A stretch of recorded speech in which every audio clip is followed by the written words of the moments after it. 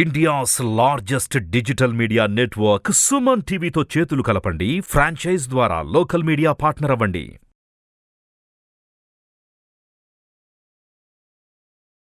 నమస్తే లత గారు. నమస్తే అమ్మ.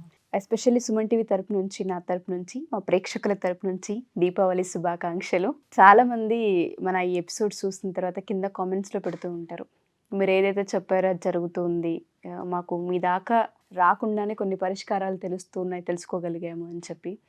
సో అలాగా దీపావళికి సంబంధించి ప్రతి ఒక్కళ్ళు సెలబ్రేట్ చేసుకుంటూ ఉంటారు. చిన్న పెద్ద అనే తారతమ్యం లేకుండా ప్రతి ఇంట్లోనూ దీపం ఖచ్చితంగా వెలుగుతుంది ఈరోజు. అవును.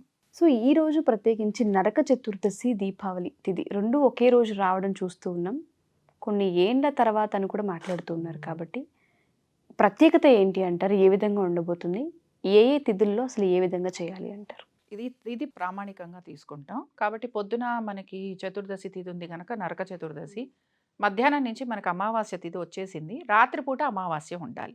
మనకి దీపావళికి అది ఇంపార్టెంట్ అనమాట. రాత్రి అమావాస్య ఉంటేనే మనం ఆ పండగ జరుపుకోవటం అనేది జరుగుతుంది. సరే, నరక చతుర్దశి రోజు చాలామందికి మనం ఏదో స్నానం చేసేసాం, టపాకాయలు కాల్చాం అలా అనుకుంటారు. కానీ నరక చతుర్దశి రోజున ఇంపార్టెంట్ పనులు రెండు చేయాలి. ఒకటి, తెల్లవారక ముందే, అంటే సూర్యుడు ఇంకా ఉదయించక ముందరే ఖచ్చితంగా నువ్వుల నూనెతోటి అభ్యంగన స్నానం చేయాలి. ఈ అభ్యంగన స్నానం చేయటం ఎవరికి మంచిది అనేది చూద్దాం.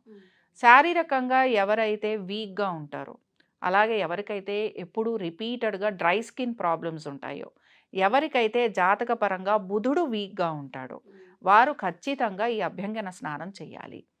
అంటే నువ్వుల నూనెతోటి చక్కగా మొత్తం ఒంటికి రాసుకొని, మొహానికి కూడా, కాళ్ళకి మొత్తం అనమాట. అభ్యంగనం అంటే పైనుంచి కింద వరకు చేస్తే వారికి ఈ యొక్క ప్రాబ్లం అనేది, అలాగే శని వలన ఇబ్బందులు పడుతున్న వాళ్ళు ఎవరైతే ఉంటారో, మామూలుగా ఇప్పుడు ఏళ్ళనాడు శనిలో ఉన్న అన్ని రాసుల వాళ్ళు 10, 11, 12 అంటే మకర, కుంభ, మీన, అలాగే కర్కాటక రాశి వాళ్ళు, వీళ్ళు ఖచ్చితంగా అభ్యంగన స్నానం మర్చిపోకుండా చేయాలి. ఈరోజు నరక చతుర్దశి రోజు మనం ఆరాధించాల్సిన దైవం ఎవరో తెలుసా? ఎవరు అని అంటే యముడిని ఆరాధించాలి. కాబట్టి యమదీపం అని పెడతారు. సో ఈ దీపానికి ఉన్న ప్రత్యేకత ఏంటి అని అంటే 4 ఒత్తులు వేయటం. 4 ఒత్తులు ఎర్రటి ప్రమిదలు తీసుకోవచ్చు. చక్కగా 4 ఒత్తులు వేసి నువ్వుల నూనె వాడాలి. కార్తీక మాసం అంతా ఓపిక ఉన్న వాళ్ళు మామూలుగా సోమవారాలు ఆవు నూనెతోటి దీపారాధన, ఆవు నెయ్యితో దీపారాధన చేసుకున్న, చాలా వరకు కార్తీక మాసం అంతా కూడా నువ్వుల నూనెకే ప్రాధాన్యత. అందుకని నువ్వుల నూనెలో కూడా లక్ష్మీదేవి కొలువై ఉంటుంది. అందుకని మనం నువ్వుల నూనె వాడుతూ ఉంటాం. కాబట్టి ఏంటంటే ఇందులో నువ్వుల నూనె వేసి, దాంతోపాటు ఒక లవంగం, అలాగే ఒక మిరియం, ఇవి 2 వేసి 4 దిక్కుల, అంటే వెస్ట్ సైడ్లో దక్షిణం దిశగా మనం గనక ఈ దీపం పెడితే అక్కడ మనకి యమబాధలు ఉండవు, శారీరకమైన కష్టాలు ఉండవు, లేకపోతే మనకు వచ్చే రుగ్మతలు తొలగిపోతాయి. అయితే ఇక్కడ నేను ఎందుకు ఈ 2 పదార్థాలు వేయమని చెప్పాను? వెయ్యకపోతే ఏమవుతుంది? వెయ్యకపోతే జరిగే నష్టం ఏమీ లేదు. కానీ వెయ్యటం వలన వచ్చే లాభం ఏమిటి అని అంటే, మానసికంగా పడుతున్న సంఘర్షణ, ఆరోగ్యపరంగా ఆపరేషన్స్ ఇలాంటివి జరుగుతున్నప్పుడు కొన్ని పదార్థాలు వాడటం వలన మనకి అవి తప్పిపోయే అవకాశాలు ఉంటాయి. అందుకని చెప్పడం జరిగింది. కాబట్టి ఎర్రటి ప్రమిద తీసుకోవచ్చు.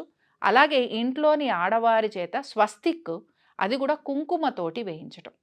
పసుపు, కుంకుమ, కొంచెం కుంకుమతోటి స్వస్తిక్ వేసి కొంచెం పసుపు పెట్టి ఒక చిన్న ఇది దానిపైన ప్రమిద పెడితే, అది కూడా ఎవరు పెట్టాలి? ఎవరైతే ఇలాంటి ఇబ్బందులతో ఉన్నారో వారు గనక పెడితే ఖచ్చితంగా వారికి ఈ పడుతున్న బాధలు ఏవైతే ఉన్నాయో అవి తొలగిపోతాయి. కాబట్టి యమదీపం అందరూ పెడతారు. ప్రత్యేకించి వీరు పెడితే వీరికి అద్భుతంగా ఉంటుంది. కాబట్టి వీరి పని చేయొచ్చు. ఈ రాసుల వారు ప్రత్యేకించి మర్చిపోకుండా చేస్తే మంచి రిజల్ట్స్ వస్తాయి వాళ్ళకి. అండ్ దాంతోపాటు చాలామంది లక్ష్మీదేవి పూజ చేస్తూ ఉంటారు. కాబట్టి ఆర్థికంగా ఎవరికైతే బాగుండదో వాళ్ళు ప్రత్యేకించి ఈ దీపావళికి లక్ష్మీదేవిని ఎక్కువగా పూజిస్తూ ఉంటారు. పూజ టైం ఏంటి? ఏ టైంలో చేయడం మంచిది అంటారు? ఆ టైంని కూడా అడుగుతూ ఉంటారు. అవును, అమ్మవారి ఆరాధనలోనమ్మ మనకి 2 రకాలు ఉంది. సరే, మనం సౌత్ గురించే మాట్లాడదాం.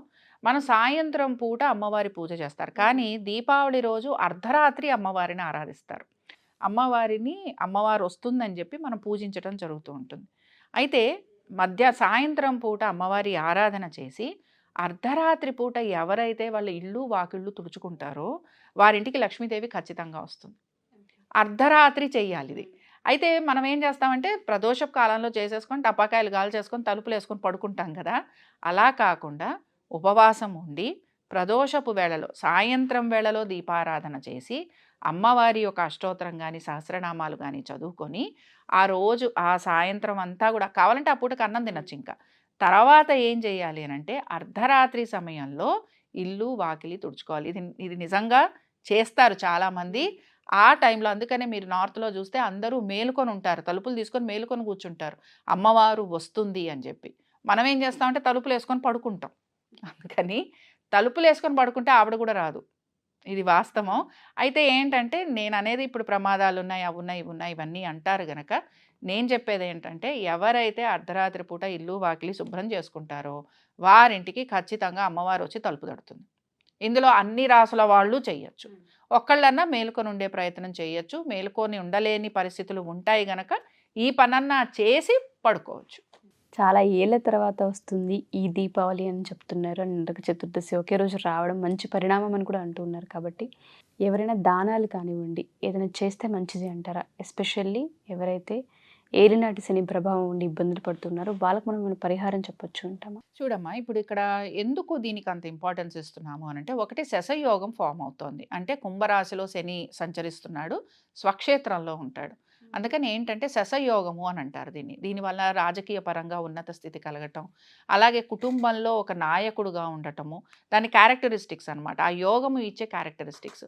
తర్వాత ఏంటంటే బేసిక్గా మన మాట అందరూ వినేటట్టుగా మనం ఉండటము, కష్టపడే తత్వం ఉండటము, సీక్రసీ మెయింటైన్ చేసే విధానం ఉండటం, ఇలాంటివి చాలా ఉంటాయి. దీనివల్ల కూడా ధనం అనేది వీళ్ళు సంపాదిస్తారు. మామూలుగా మనం ఎప్పుడు భయపడేది ఏంటంటే శని ఉంటే ఇంకా మనకి ధనం రాదు, కుజుడు ఉంటే ఇంకా పెళ్లి కాదు, కలిసి రాదు, ఇలా ఉంటాయి కదా. కానీ శని ఆయన స్వక్షేత్రంలో ఉన్నప్పుడు, ఆయన ఉచ్చస్థితిలో ఉన్నప్పుడు కూడా ఆయన మంచి మంచి యోగాలను కలిగిస్తాడు. కాబట్టి ఈ యొక్క దీపావళి ప్రత్యేకత ఏమిటి అని అంటే ముందర ఇక్కడ శశయోగం ఫామ్ అవుతుంది.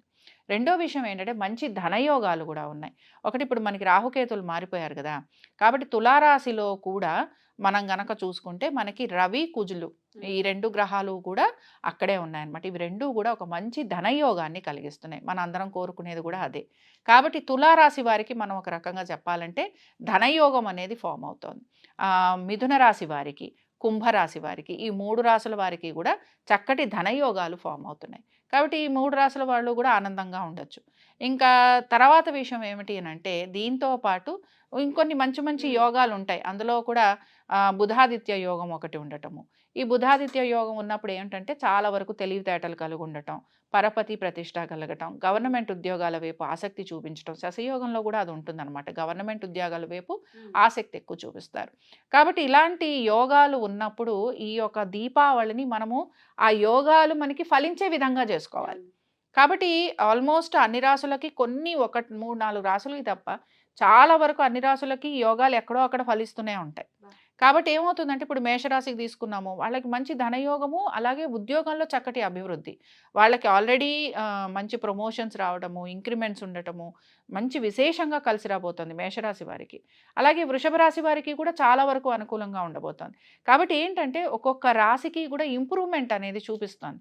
ఇంప్రూవ్మెంట్ చూపిస్తున్నప్పుడు ఏం జరుగుతూ ఉంటుంది అంటే మన ఎక్స్పెక్టేషన్ కంటే కూడా మన రిజల్ట్స్ అనేవి చాలా బాగుంటాయి. ఈ ధనత్రయోదశి నుంచి ఎవరైతే 5 రోజులు చేస్తారో 5 రోజులు అమ్మవారి ఆరాధన చేయటం, 5 రోజులు కొంచెం నియమనిష్టలతో ఉండటం, 5 రోజులు కూడా మనం చెప్పిన పరిహారాలు చేసుకుంటూ రావటం. అందులో కొంతమందికి 41 రోజులు కూడా చెప్పాం. బట్ కంపల్సరీగా చేస్తే వాళ్ళకి ప్రతిఫలం అనేది ఖచ్చితంగా ఉంటుంది. అంటే చిన్న ప్రయత్నం, ఫలితం ఎక్కువ అన్నమాట. Thank you so much ma'am. ఇది ఒక హోప్ క్రియేట్ అనే చెప్పుకోవచ్చు. చాలామంది ప్రతి ఒక్క రాశి వాళ్ళు ఏదైనా ఒక మంచి రోజు కోసం ఎదురు చూస్తూ ఉంటారు పరిహారం చేసుకోవడానికి.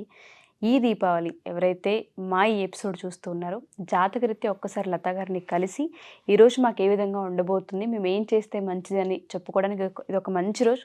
ఈ ఎపిసోడ్ వస్తే ఒక కాల్ అపాయింట్మెంట్ అయితే తీసుకోండి, మీకు చాలా పెద్ద హెల్ప్ అవుతూ ఉంటుంది. ఎవరైతే ఏలినాటి శని అనారోగ్య సమస్యలతో ఇబ్బంది పడుతున్నారో వాళ్ళందరికీ కూడా ఏదో ఒక యోగం ద్వారా మనం దాన్ని క్లియర్ చేసుకునే ఒక సూచన ఖచ్చితంగా కనిపిస్తూ ఉంటుంది.